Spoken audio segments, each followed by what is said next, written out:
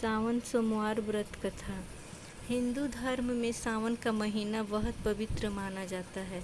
इसे धर्म कर्म का माह भी कहा गया है। सावन महीने का धार्मिक महत्व काफ़ी ज़्यादा है। 12 महीनों में से सावन का महीना विशेष पहचान रखता है। इस दौरान व्रत, दान व पूजा पाठ करना अति उत्तम माना जाता है व इससे कई गुना फल भी प्राप्त होता है। इस बार का सावन अपने आप में अनूठा होगा। हमारे पुराणों और धर्म ग्रंथों को उठाकर देखें तो भोले बाबा की पूजा के लिए सावन के महीने की महिमा का अत्यधिक महत्व है। इस महीने में ही पार्वती जी ने शिव जी की घोर तपस्या की थी और शिव ने उन्हें दर्शन भी इसी माह में दिए थे। तब से भक्तों का विश्वास है कि इस महीने में शिव जी की तपस्या और पूजा पाठ से शिव जी जल्द प्रसन्न होते हैं और जीवन सफल बनाते हैं। सावन सोमवार व्रत कथा के अनुसार एक बार किसी नगर में एक साहूकार रहता था। वह भगवान शिव का बहुत बड़ा भक्त था। नगरवासी उसका सम्मान करते थे। उसका जीवन बहुत सुखी संपन्न था, लेकिन उसकी कोई संतान नहीं थी। इस वजह से वह हमेशा दुखी रहता था। पुत्र प्राप्ति के लिए साहूकार हर सोमवार को भगवान शिव की पूजा अर्चना किया करता था। साहूकार की भक्ति को देखकर एक बार माता पार्वती ने शिव जी से कहा कि यह साहूकार आपका बहुत बड़ा भक्त है। यह हर सोमवार को पूरी श्रद्धा से आपका व्रत और पूजा करता है, लेकिन फिर भी आप इसकी इच्छा क्यों पूरी नहीं करते हैं?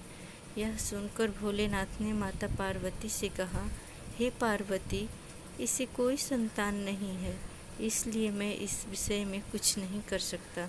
यह सुनकर माता पार्वती ने शिवजी से विनती करते हुए कहा कि वह किसी भी तरह उस साहूकार को संतान होने का वरदान दे। यह सुनकर भोलेनाथ ने व्यापारी को संतान प्राप्ति का वरदान दिया और उन्होंने कहा कि यह पुत्र तुम्हारा केवल 12 वर्ष तक जीवित रहेगा।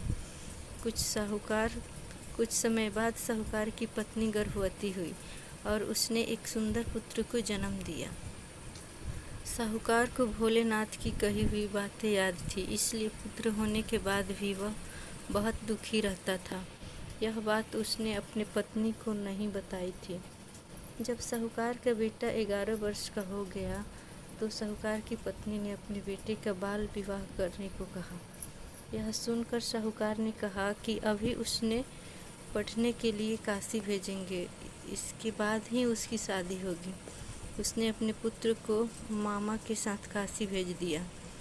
साहूकार ने अपने पुत्र से कहा कि काशी जाते समय रास्ते में जिस स्थान पर रुकना, वहाँ यज्ञ और ब्राह्मणों को भोजन कराकर ही आगे बढ़ना। यह सुनकर मामा और भांजा काशी के लिए निकल पड़े। रास्ते में वह यज्ञ और ब्राह्मण भोजन कराते हुए आगे बढ़े। मामा और भांजे ने रास्ते में देखा कि एक राजकुमारी का विवाह हो रहा था। राजकुमारी का विवाह जिस राजकुमार से हो रहा था वह एक आँख से काना था। जब राजकुमारी के पिता की दृष्टि साहूकार के बेटे पर पड़ी तो उसके मन में यह विचार आया कि क्यों न मैं अपनी पुत्री की शादी इस लड़के से कर दूं। मन में आए इस विचार को उसने साहूकार के बेटे के मामा से कहा।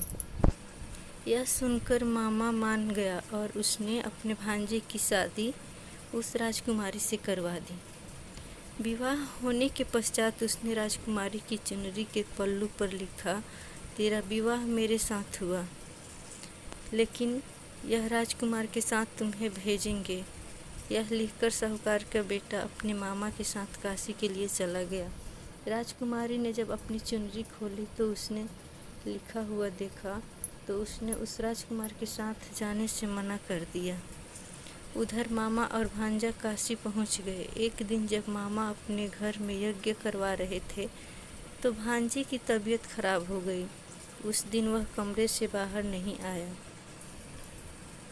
मामा ने कमरे के अंदर जाकर देखा तो भांजे के प्राण निकल चुके थे, लेकिन मामा ने यह बात किसी को नहीं बताई और यज्ञ का सारा काम समाप्त कर ब्राह्मणों को भोजन कराया। इसके बाद उसने रोना शुरू कर दिया। भगवान शिव और माता पार्वती उस वक्त उसी रास्ते से जा रहे थे। रोने की आवाज़ सुनकर माता पार्वती ने भगवान शिव जी से पूछा, हे प्रभु, यह कौन रो रहा है? यह सुनकर भगवान शिव ने माता पार्वती से कहा, यह वही साहूकार का बेटा है जिसकी आयु 12 वर्ष तक की ही थी।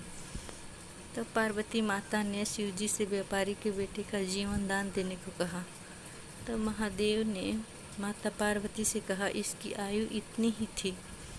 भगवान शिव के इस वचन को सुनकर माता पार्वती बार बार जीवन दान देने की आग्रह करने लगी। तब भगवान शिव ने उसे साहूकार के बेटे को जीवन दान दिया। इसके बाद मामा और भांजा दोनों अपने घर को लौट गए। रास्ते में उन्हें वही नगर मिला जहाँ साहूकार के बेटे का विवाह हुआ था। वहाँ जाने के बाद दोनों ही खूब खातिरदारी हुई। राजकुमारी के पिता ने अपनी कन्या को साहूकार के बेटे के साथ खूब सारा धन देकर विदा कर दिया। उधर साहूकार और उसकी पत्नी यह सोचकर छत पर बैठे थे कि यदि उनका पुत्र वापस नहीं आएगा तो वह छत से कूदकर अपनी जान दे देंगे। जब उन्हें पता चला कि उनका पुत्र वापस उनके पास आ रहा है तो उन्हें विश्वास नहीं हुआ। बाद में उन्होंने अपने बेटे और साहूकार का भव्य तरीके से स्वागत और भगवान शिव को बारंबार धन्यवाद दिया। रात में भगवान शिव ने साहूकार को स्वप्न में दर्शन दिए और कहा कि मैं तुम्हारी पूजा से बहुत प्रसन्न हूँ। आज के बाद जो भी सोमवार व्रत में उसकी कथा को पढ़ेगा उसकी सभी मनोकामनाएं पूर्ण होगी। ओम नमः